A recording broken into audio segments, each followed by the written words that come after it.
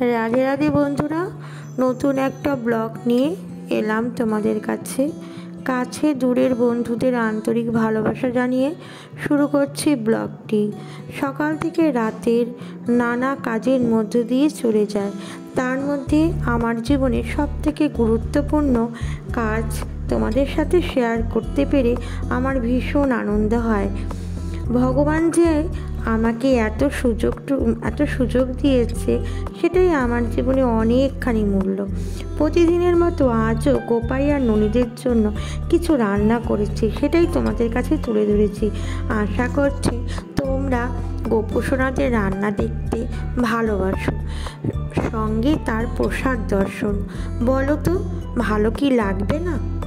আমার গোপুর যখন প্রথম নিয়ে আসি, সেদিন ছিল জন্মাষ্টমী। প্রায় 14 বছর আগে আমার বাড়িতে পুত্ররূপে আসে।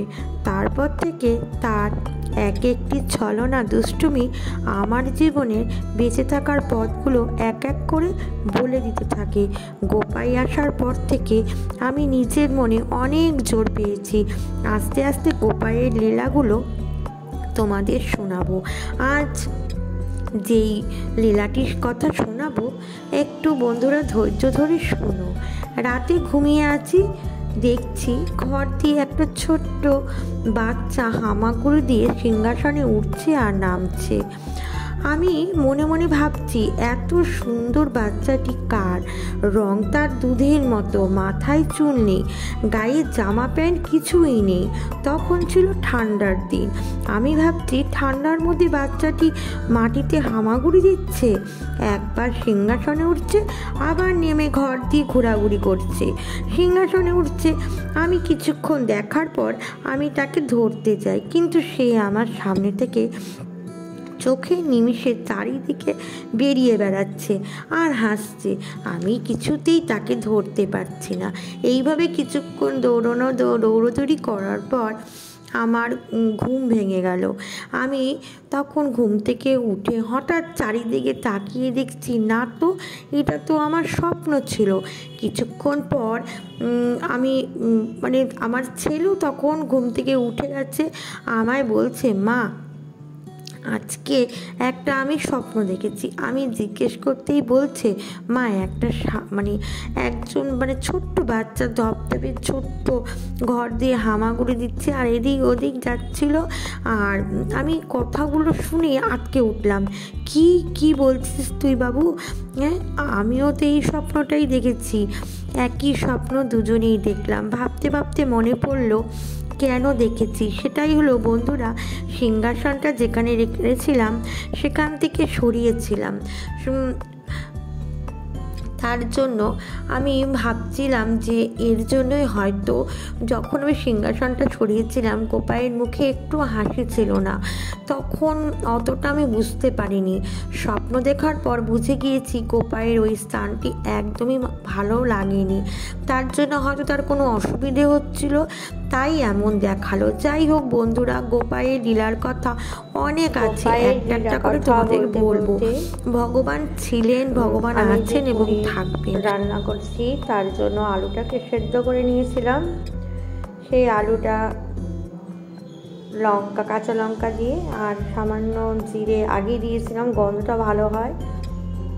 তারপরে টমেটো দিয়ে ভালো করে একটু থেতলে ভেজে নেব। রান্নার রেসিপি বন্ধুরা, গোপালের যে রান্না করি, যেরকম আমাকে করায় সেরকমই আমি তৈরি করি। এর মধ্যে দিয়েছিলাম এমনি লঙ্কা, কাশ্মীরি লঙ্কার গুঁড়ো, আর সবই সামান্য দিয়েছিলাম, একটু ধনের গুঁড়ো আর জিরের গুঁড়ো দেইনি, কারণ প্রথমেই দিয়েছিলাম, আর একটু গরম মশলা। এটা দিয়ে ভালো করে সাঁতলে নিয়ে জল দিয়ে দিয়েছি। আর হলুদ আগেই দিয়েছিলাম যখন আমি আলুটাকে ভাজছিলাম, হলুদ আর লবণ। এবার ভেজে রাখা পনিরগুলো দিয়ে দিয়েছি। তোমরা বাড়িতে নিরামিষের দিনে অবশ্যই এইভাবে পনির করে দেখতে পারো, আশা করি ভালো লাগবে। আমি তো যেইভাবেই গোপাইকে রান্না করে দিই, গোপাই আর ননিকে।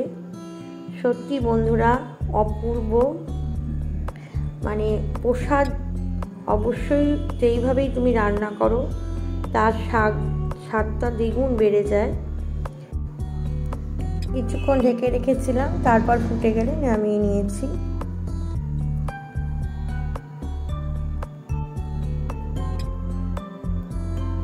পনিরের তরকারি করেছিলাম আর ডাল করেছিলাম। এটা